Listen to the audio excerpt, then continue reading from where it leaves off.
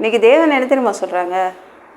நீங்கள் தேவனுக்கு பிரியமான மகன், பிரியமான மகள். நீங்கள் நல்லா வாழ்ந்து இருக்கணும்னு தேவன் ஆசைப்படுறாருங்க. நீங்கள் நல்லா வாழ்ந்து சுகமாக இருக்கணும்னு தேவன் ஆசைப்படுறாங்க. நீங்கள் நல்லா வாழ வேண்டும் என்று ஆசைப்படுறவர் ஒரே ஒருத்தர் தான். அது யாருங்க?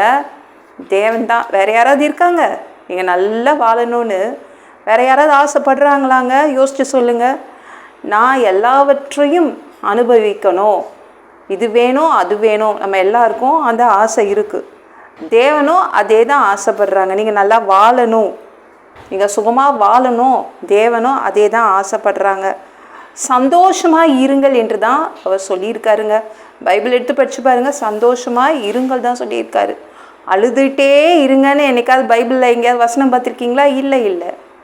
சந்தோஷமாக இருங்கள் தான் அவரே சொல்லி வச்சுருக்காரு. நீங்கள் எல்லாவற்றிலும் நல்லா வாழுங்க, அப்படி தான் இந்த வசனம் சொல்லுது. நீங்கள் நல்லா வாழ்கிறதுக்காக தான் வேலை கொடுத்துருக்காரு. நீங்கள் நல்லா வாழ்கிறதுக்காக தான் உங்கள் வீடு கொடுத்துருக்காரு. நீங்கள் நல்லா வாழ்கிறதுக்காக தான் உங்கள் பிள்ளைங்க, உங்கள் குடும்பம், உங்கள் தொழில் தான் கொடுத்துருக்காரு. நீங்கள் எல்லாவற்றையும் வாழ்ந்து சுகமாக இருக்கணும்னு தான் தேவன் ஆசைப்படுறாரு. இந்த வியாதி பிடிச்ச உடம்பை வச்சுக்கிட்டு நான் எங்கேருந்து நல்லா வாழ்கிறது இல்லைங்க. தேவன் உங்களுடைய இந்த வியாதியை என்ன பண்ணுவார்? சரி பண்ணிடுவார். கவலைப்படாதீங்க. ஆரோக்கியமான உடம்பை கொடுப்பார். என் பிள்ளைங்க நல்லா வாழ்கிறதுக்காக ஆரோக்கியமான உடம்பு கொடுக்குறேன் அப்படின்னு கொடுப்பாரு. கவலைப்படாதீங்க. என்கிட்ட இருக்கிற அத்தனையுமே என்னை அழ வைக்கிற மாதிரி தான் இருக்குது.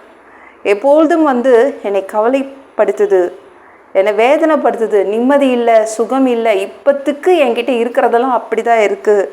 நீங்கள் சுகமாய் வாழ்ந்திருக்கும்படி நல்ல வேலை கொடுப்பாருங்க, நல்ல தொழில் கொடுப்பாரு, சூப்பரான வீடு கொடுப்பாரு.